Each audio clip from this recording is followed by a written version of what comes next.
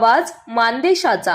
मान तालुक्यातील वरकुटे मलवडी गावचे सुपुत्र तथा पुणे येथील Raj process equipments and systems private limited कंपनीचा मॅनेजर अनिलराज पिसे यांच्या नेतृत्वाखाली उभारण्यात आलेल्या 12 टीपीडी क्षमतेच्या नेपियर आणि प्रोसमड मल्टी फीडस्टॉक सीबीजी प्रकल्पाचे भव्य उद्घाटन शुक्रवारी दिनांक 30 मे 2026 रोजी होणार आहे।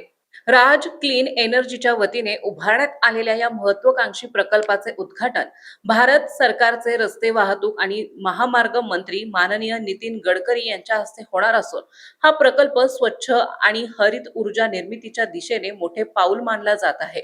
राज प्रोसेसच्या मागे गट नंबर 531 आहिरे तालुका खंडाळा जिल्हा सातारा येथे हा भव्य उद्घाटन सोहळा पार पडणार आहे।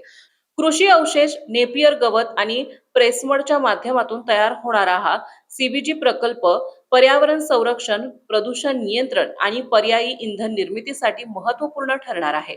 अनिलराज पिसे यांच्या कार्याची सर्वत्र चर्चा मान तालुक्यातील वरकुटे मलवडी या ग्रामीण भागातून पुढे येत उद्योग आणि हरित ऊर्जा क्षेत्रात उल्लेखनीय कार्य करणारे अनिलराज पिसे यांनी आपल्या कर्तृत्वाच्या जोरावर वेगळी ओळख निर्माण केली आहे।